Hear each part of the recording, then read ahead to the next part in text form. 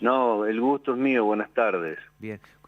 Bueno, la realidad es que era una cuestión de tiempo lo que se entendía de que encontraran el cuerpo, que entiendo que no fue tan lejos del lugar a donde los chicos estaban jugando literalmente en el agua, ¿no? Sí, efectivamente, a medida que pasaban las horas, digamos que todos sabíamos cuál iba a ser el triste final, ¿no? Esto comenzó el domingo en últimas horas de la tarde, cuando los jóvenes que habían ido a la mañana a pasar el día allí a ese sector del río, comieron un asado y a la tardecita comenzaron a bañarse, eran 5 en total, con la modalidad de que se tiraban ahí desde el punto donde se estableció el campamento logístico los bomberos, que le llamamos el punto cero, y ellos se tiraban al lado de la costa, se dejaban arrastrar por la corriente, 100, 150 metros, y allí había árboles, una enramada tupida, paraban ahí y volvían a salir. Y bueno, en una de esas incursiones, el joven Cuello fue llevado por la corriente, es decir, no logró salir, y bueno, y allí se inicia toda esta búsqueda ante digamos, cuando se le da el anuncio pertinente a las autoridades. Bueno, yo inmediatamente ese domingo me comunico con el jefe de los bomberos locales, Gustavo Nicola, y bueno, inmediatamente él arma todo el procedimiento, lo cual esto habla de la organización que tienen los bomberos, impresionante realmente, porque ya el otro día a las 7 de la mañana había 80 bomberos en el lugar, instalado el campamento y se comenzó a trabajar. Bueno, se trabajaba desde las primeras horas del día hasta que se ponía el sol. Esto fue el día lunes, el día martes participaron más de 100 bomberos, al igual que en el día de hoy a la mañana, que había más de 100 bomberos en el lugar. El joven fue encontrado sin vida atrás de la fábrica láctea, acá en la cremería que le llaman, Ajá. y como bien vos lo decías, está entre unos 3 o 4 kilómetros del punto cero, es decir, del lugar donde se habían tirado los chicos. Y esto también habla de la capacidad y entrenamiento que tienen los bomberos, porque yo cuando le preguntaba si el chico ya podía haber pasado o, digamos, aguas abajo del río, estar cerca, por ejemplo, Villa María, ellos me decían que no, que por la experiencia que ellos tienen era difícil porque el río está muy tupido, tiene mucha enramada, muchos troncos, muchos islotes, que es propicio para que el cuerpo, digamos, pueda atascarse en esos lugares.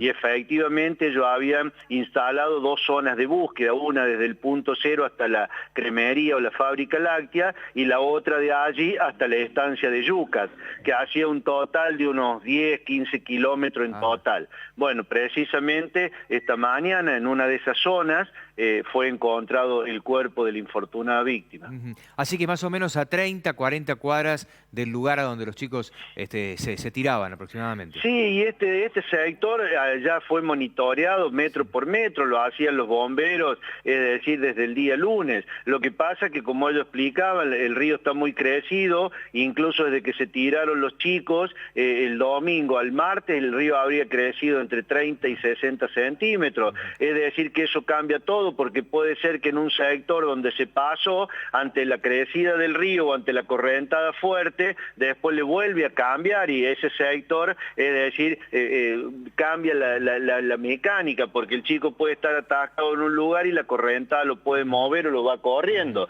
Por eso que ellos insistían en que era prioritario en estos primeros días buscar en esos lugares. Ellos estaban convencidos que el chico debería estar más o menos en esos lugares y así fue efectivamente, ¿no? Ujú.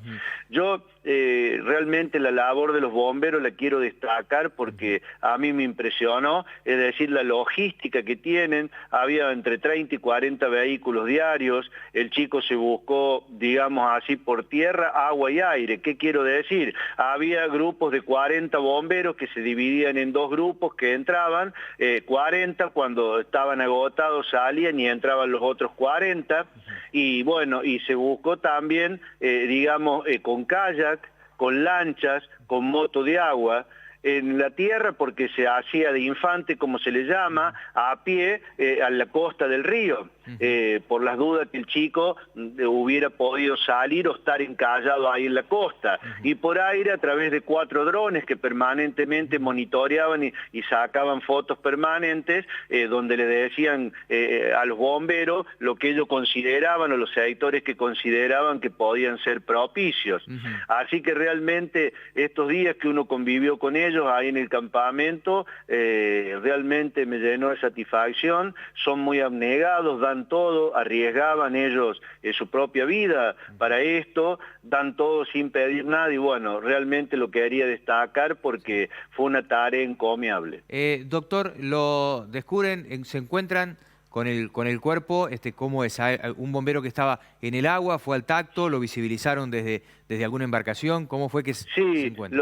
Por lo que me contaron en el momento, ahí Gustavo Nicola estaban trabajando ya arduamente en el agua desde primeras horas, y en la lancha de los bomberos que tenía que trasladar, porque esto también implicaba tener que trasladar los bomberos de un lado al otro de la costa, traerlos y así sucesivamente. En una de esas incursiones logra ver allí la parte superior del cuerpo del chico, que estaba, digamos así, incrustado entre una maleza, entre una enramada y unos troncos. Y ahí inmediatamente se da aviso y bueno, y se hace todo el procedimiento de rigor, ¿no? Es decir, ya empezamos, digamos, a trabajar o dar un poco las directivas nosotros, por las formalidades del caso. Trabaja la policía judicial en el lugar, fotografía, croquis, inspección ocular. Después hicimos que el papá, que quería ver a su hijo, derecho que no se lo podemos negar, aprovechamos para que hiciera el reconocimiento del cuerpo. También lo hizo la mamá en el lugar, allí donde habíamos sacado el jovencito a la costa del río, y bueno, y después fue llevado cargado en la ambulancia, se lo trasladó a la morgue judicial para que se le haga la autopsia correspondiente. Sí, ahora empieza el rigor que tiene que ver con lo protocolar de la justicia, más allá que todo indicaría que se trata de un accidente, un ahogamiento seguido de muerte, ¿no, doctor? Sí, sí, seguramente, pero bueno, son, digamos, las formalidades que hay que cumplir, que hay que hacerlas para despejar, digamos, cualquier tipo de dudas que alguien pudiera tener, ¿no?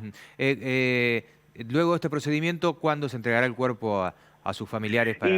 Nosotros estamos esperando porque la autopsia hubo que llevarlo a Córdoba, porque el forense local trabajó durante toda la feria de enero y sacó sus vacaciones, así que tuvimos que llevarlo a la ciudad de Córdoba. Esperamos que la autopsia la pudieran realizar esta tarde, si no mañana a primera hora. Bueno, hablamos para que trataran de hacerla en el curso esta tarde, para ya traerlo de vuelta al joven y poder entregárselo a sus padres, ¿no? Y que en definitiva este jovencito pueda descansar en paz y tener una cristiana sepultura.